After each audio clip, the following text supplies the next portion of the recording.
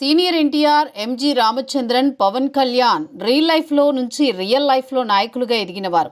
ఇప్పుడు ఈ జాబితాలో చేరడానికి తమిళనాడు చిత్ర పరిశ్రమకు చెందిన నటుడు విజయ్ ఆరాటపడుతున్నారు. ఇటీవల ఆయన తమిళగ వెట్రి కలగం అనే పేరుతో రాజకీయ పార్టీ ఏర్పాటు చేశారు.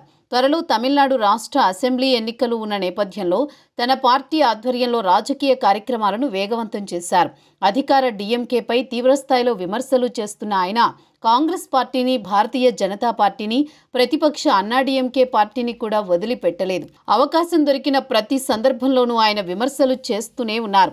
ఎన్నికల్లో ఒంటరిగా పోటీ చేస్తామని, ఖచ్చితంగా అధికారంలోకి వస్తామని ధీమా వ్యక్తం చేస్తున్నారు.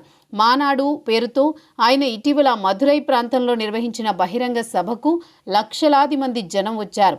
ఒక రకంగా ఆ సభకు వచ్చిన జనంతో ఆ ప్రాంతం ఒక్క జాతరను తలపించింది. తన పార్టీ ఆవిర్భావ సభను కూడా విజయ్ అత్యంత ఘనంగా నిర్వహించారు. ఏ రాజకీయ పార్టీ కూడా ఊహించని విధంగా భారీ ఏర్పాట్లు చేసి తమిళనాడు రాజకీయాల్లో సరికొత్త చరిత్ర సృష్టించారు.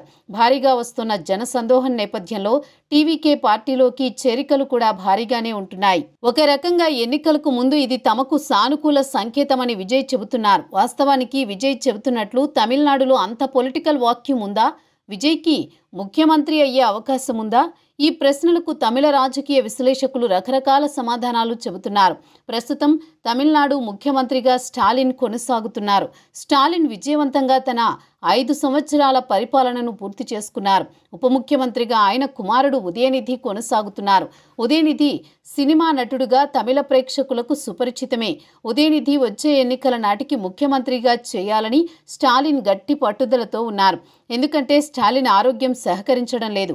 ప్రస్తుతం ఆయన వయసు 7 పదులు దాటింది. ఇటీవల ఆయన తరచూ అనారోగ్యానికి గురవుతున్నారు. అయితే ఉదయనిధి, విజయ్ని పరిశీలనలోకి తీసుకుంటే విజయ్కి ఎక్కువ మార్కులు పడతాయి.